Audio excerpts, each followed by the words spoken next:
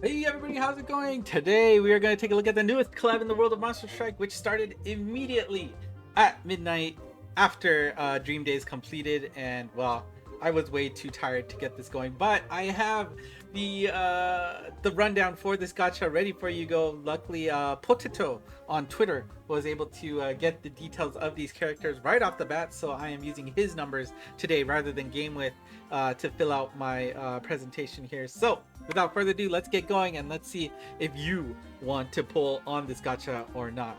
Again, like I said on the news video yesterday, this was amazing reveal. I don't care if you don't like Oshi No Ko or not. The way they reveal that is top tier in my mind for revealing a collab, and go ba ba ba ba ba ba, and then go to the intro song um, with Idol, right? So, I mean, okay, maybe I am a little biased with my idol nature, right? I've got those Salim sticks here. So. Anyways, here's our gacha monsters, and of course, for those of you who are new to the game, maybe you like Oshi No Ko, we'll go over why some of these characters look pretty darn awesome. You got Ruby, Adima, Aqua as your 6-star monsters, the highest rarity in the game. You also have Memcho and Kurokawa Akane as your 4 5-star monsters. Individual rate ups for particular characters will begin on July 17th. So if you want just a general pool, equal odds for all to start with, pull now. If you maybe have one left, or you really only care about one in particular, it's a small change, but it does give you a slight edge for that particular character. Now, Gamewith is it's a popular site that ranks the characters, and these are their ratings as of July 14th. These are provisional values. Obviously, they just came out, so they may change, but for now, they are all very highly rated characters. Ruby has an 8.5, and both Adima and Aqua have a 9.0 rating associated with them. Memcho, the 5-star monster, has an 8.0 rating, which is very high for an 5-star monster, so you should consider at minimum getting these characters. This is also a candidate to get up to 90 with that high of a rating, so do keep an eye out on that. And of course, the paid pack monster, has a very respectable 8.5 rating, as her kit is quite strong.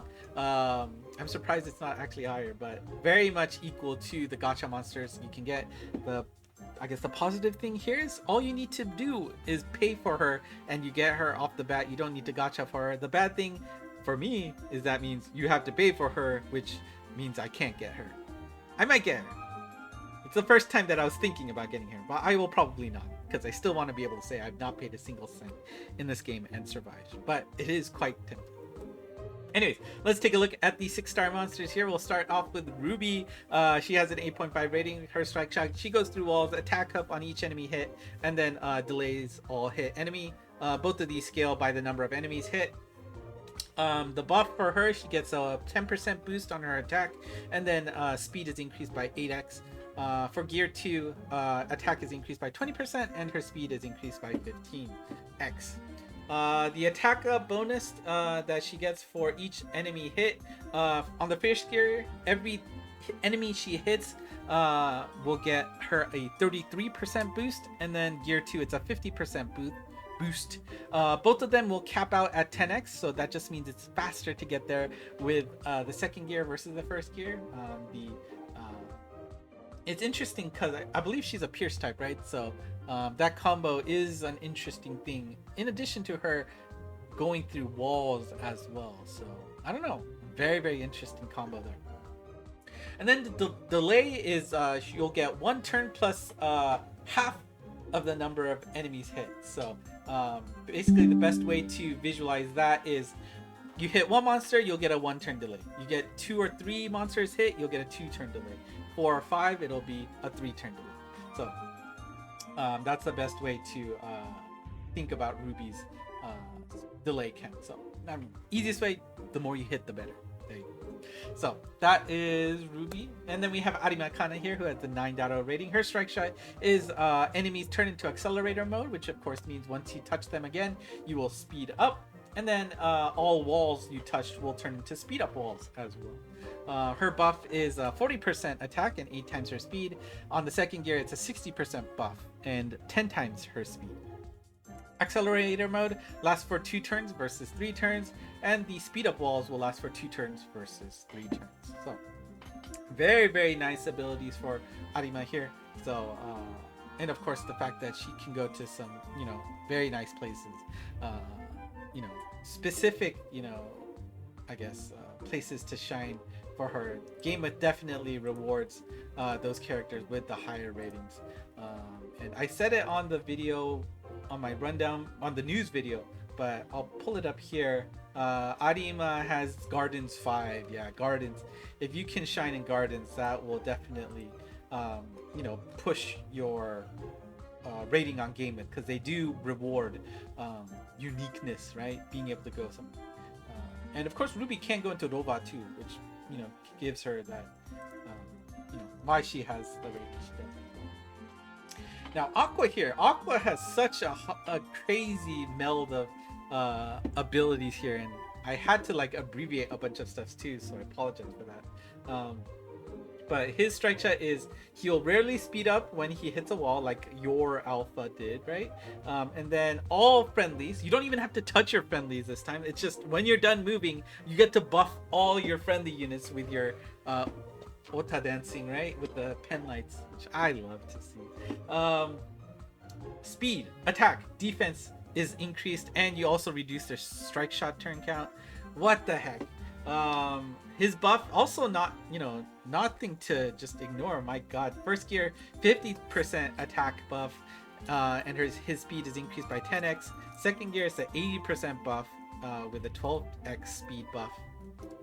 And the speed ups, it'll happen at most 4 times. Remember, every time you touch a wall, you basically roll a dice and see if you get that speed up or not. That can happen 4 times on the first gear, and then the second gear, it can happen 5 times. And the buffs that you apply, first gear, 51% for 2 actions. Defense is 75x percent reduction, and that'll happen for 4 counts. And when I say count, and this is something that I hope, you know, I start using, you know, consistently as well, so that everybody is engaged. So a count is 1 action done by you, and then 1 action done by the enemy. If there's no attacks done by the enemy, then no count occurs, and so you'll just keep that going. But if you know, every 1 back and forth, which is interesting. So the defense down lasts for 75 or it gives you a 75% reduction in damage. Speed is increased to 2x for 2 actions, and your strike shots are reduced by 2 turns. Second gear, the attack is increased to 80%. The defense down is to 66% of the damage, and this lasts for double counts, so 8 counts versus 4 counts. And the speed bonus goes to 2.5x for 2 actions, and your strike shots are reduced by 3 turns instead. So very solid set of buffs that Aqua can give. So very cool to see here. Okay, I lost my PowerPoint slide. There we go. And then of course here we've got our idol here. Wow. 8.5 rating, invincible for a set amount of turns, heals touch friendlies and powered them up, and will delay hit enemies. First gear, you get a 50% attack boost with 10x speed. Invincible for 2 actions, heals 7500. Attack buff gives your friendlies 50% boost for 2 actions, and the delay is 1 turn. For the second gear, it's a 70% attack buff, 15 extra attack speed. Invincible for 2 actions, heals is 10k. Attack buff is 80%.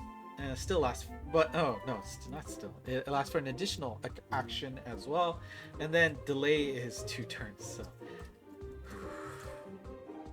yeah, again, very strong monster to pick up.